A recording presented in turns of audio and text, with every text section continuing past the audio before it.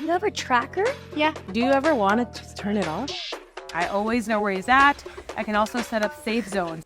There seems to be a new danger lurking around the corner all the time. I always thought I'm not controlling, but then you find like, oh, actually, maybe I am. It's nice to know that someone's watching me, like, so I'm safe. It's a big societal experiment, and we don't know how it'll turn out.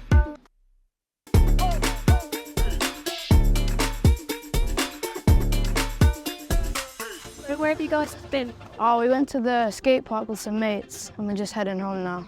So do your parents know where you've been? Yeah, my dad tracks me on Find My Phone on Apple. Yeah, my mum knows where I'm going and where I've been. There is this whole market of parental control apps.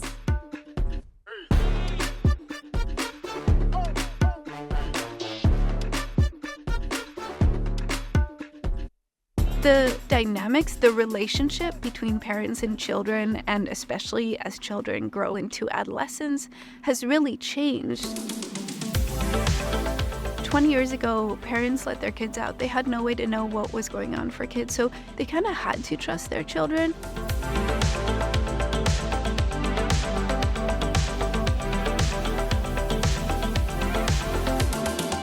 So Jamie, have you been tracking Will when he's been out and about? Well, I have been actually. What about you, Maggie? Yes, I do track Shalomi. I guess they want to know where I am, and that's like understandable. I don't really mind it. It's nice to know that someone's watching me, like, so I'm safe.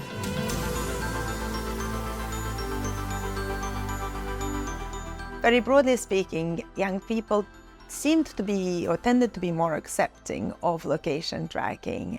There was less of that understanding for parental control apps that constrain digital behaviors, stopping young people from using certain apps, accessing certain websites, and just potentially shutting down access after a certain length of time or at a certain hour in the evening. I got some examples where young people felt misunderstood or that the parents didn't have a full understanding of the effect this parental control app was having on those children's social life, their ability even to do homework sometimes, and so on.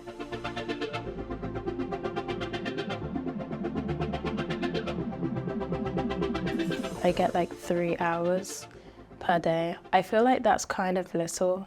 If he ever puts a guideline and he says, oh, don't go on this website, or if it's like Instagram and I want to go on Instagram, there will always be a way around. I think they've all had double accounts. I follow one account and, it all looks nice family pictures.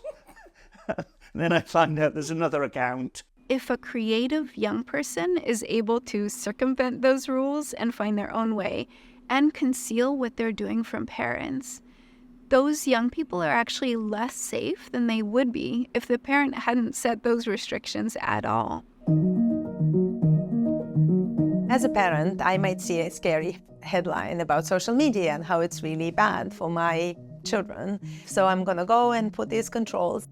It could also have this effect of preventing me from having actually a conversation with my child and hear my young person's point of view. What we see is, especially in adolescence, the more restrictive parents are, the more likely young people are to rebel or react to their parents. The result is that the parents' behavior is counterproductive. Young people do want to be safe and well, but they also really want to be independent when, they are emerging adults.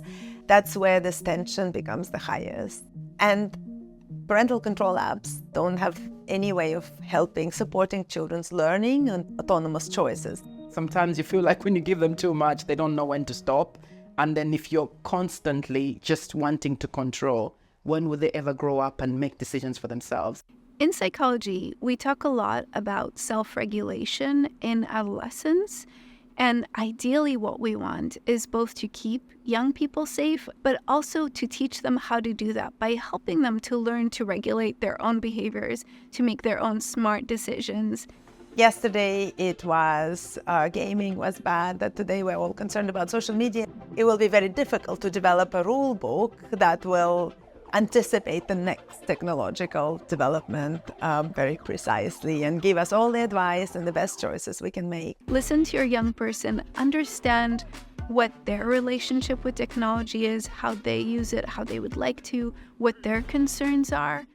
Maybe as you get older, they could just chill a bit on it, and if you like build that trust, then it will make it easier to like kind of let go of that when they reach an older age. I think 16 is a good age. I think 14 you should be able to be tracked by your parents, and the parents should have the decision. But 16 and above, I think you can make that decision by yourself. If we can teach kids how to make smart decisions online when they're young, when they're teenagers, if we build those open and trusting communications and relationships between parents and young people, it helps young people to make those smart decisions about their tech use for the rest of their lives. Thanks for watching. If you enjoyed that, be sure to check out these videos next. And if you haven't already, hit the subscribe button and click the bell to get a notification each time we upload a new video.